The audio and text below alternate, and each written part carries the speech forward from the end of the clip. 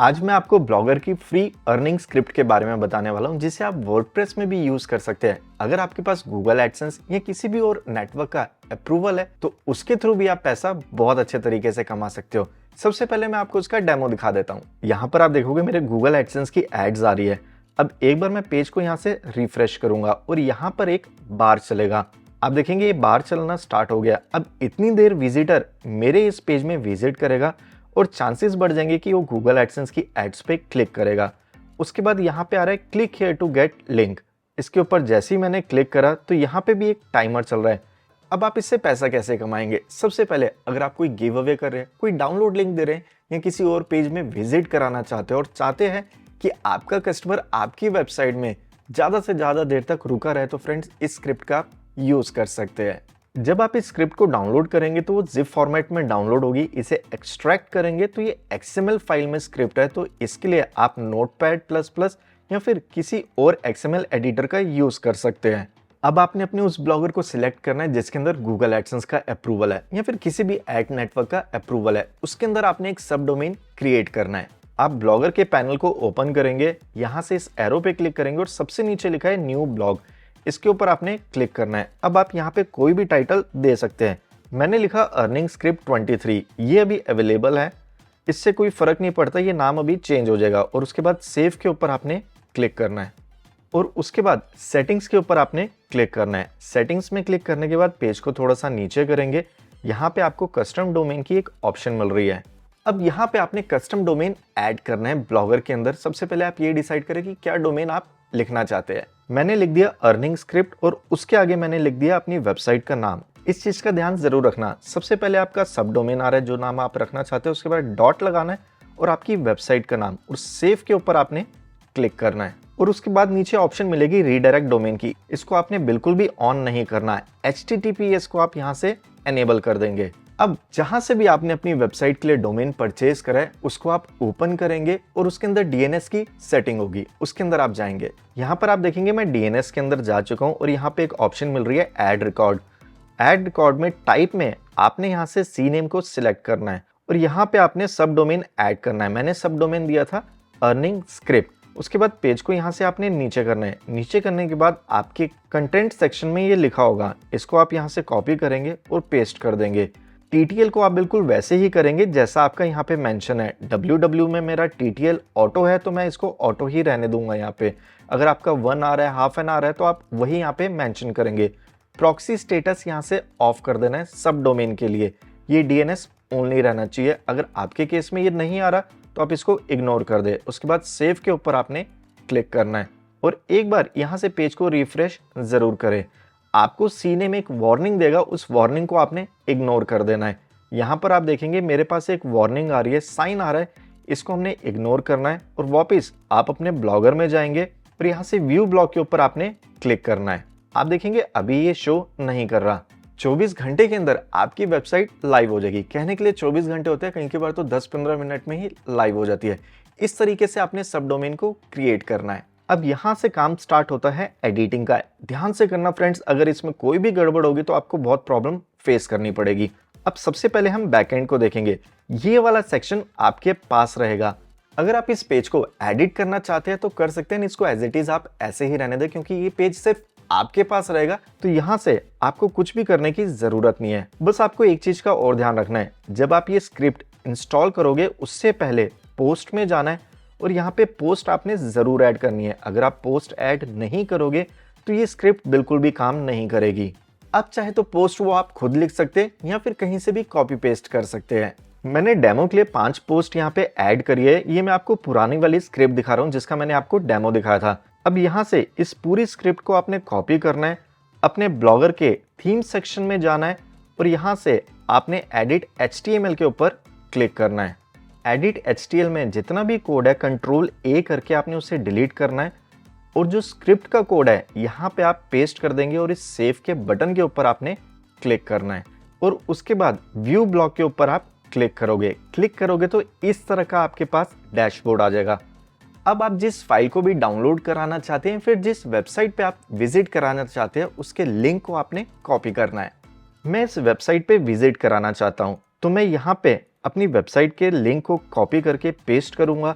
Generate के ऊपर मैंने क्लिक करा। अगर आप पोस्ट नहीं लिखेंगे तो ये सेक्शन नहीं आएगा, एरर शो करेगा, तो इसलिए पोस्ट आप ज़रूर ऐड करें। उसके बाद इस बटन पे क्लिक करके इस लिंक को आपने कॉपी करना है। कॉपी करने के बाद एक बार मैं आपको पेस्ट करके दिखा देता हूँ। जैसे मैंने आपको स्टार्टिंग में डेमो दिखाया था, बिल्कुल उसी तरीके से ये काम करेगा। आप देखेंगे यहाँ पे मेरा ये बार चल रहा है और जैसे ये खत्म हुआ तो उसके बाद क्लिक हियर की ऑप्शन आ गई। अब यहाँ पे मेरा डाउनलोड लिंक आ जाएगा। 5 सेकंड वेट करने के बाद ये हाईलाइट हो जाएगा। इस टाइमर को भी आप चेंज कर सकते हैं।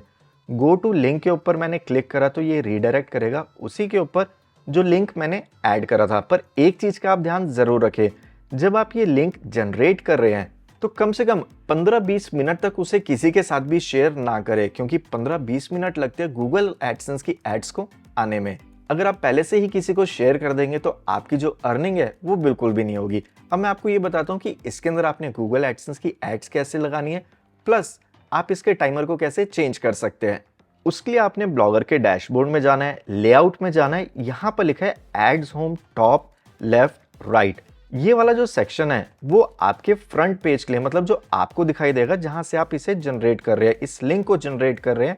अगर आप यहाँ ऐड नहीं भी लगाएंगे तो भी चलेगा, नहीं तो बार बार एड्स आप ही को दिखाई देगी। इसको आप एज इट इज ऐसे ही छोड़ दें। पेज को थोड़ा सा आपने नीचे करना है। बैनर 1, बैनर 2 और एड्स टॉप आर्टिकल, ये वाला जो स्क्रिप्ट आपको दिखाई दे रही है, जब आप लिंक जनरेट कर लेंगे तो बैनर 1 यहाँ पे दिखाई देगा, बैनर 2 नीचे दिखाई देगा, और ये जो आर्टिकल मेरा स्टार्ट हो रहा है इसके नीचे एक और ऐड आएगी। ये 3 चीजें यहाँ पे शो कर रही है। मैं रिकमेंड करूंगा बैनर 1, 2 और आर्टिकल, इनमें से सिर्फ 2 जगह ही आप ऐड प्लेस करें, नहीं तो बहुत ज्यादा हौच पौच हो जाएगा, दिखने में अच्छा नहीं लगेगा। 3 में से आप 2 जगह ही ऐड प्लेस करेंगे। 1 पे तो करनी है और 2 या फिर आर्टिकल के ऊपर कहाँ देनी है वो आप डिसाइड करें।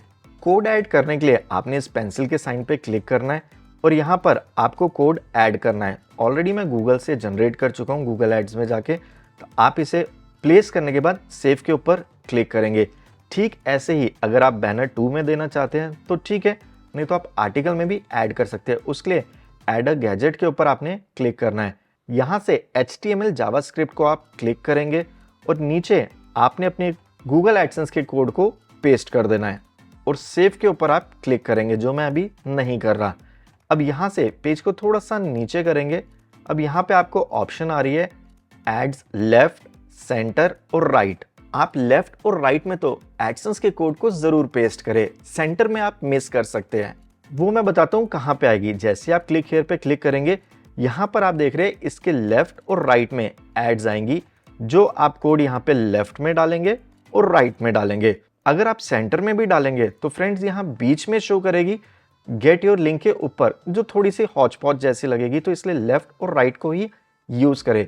और एड्स कैसे डालनी है वो मैं आपको बता चुका हूँ। पेंसिल के साइन पे आप क्लिक करेंगे, यहाँ पे कोड पेस्ट करना है और सेव के ऊपर आपने क्लिक कर देना है। अब मैं आपको ये बताता हूँ कि इसके अंदर टाइमर और थोड़ा सा जो टेक्स्ट है उसको आप कैसे चेंज करेंगे।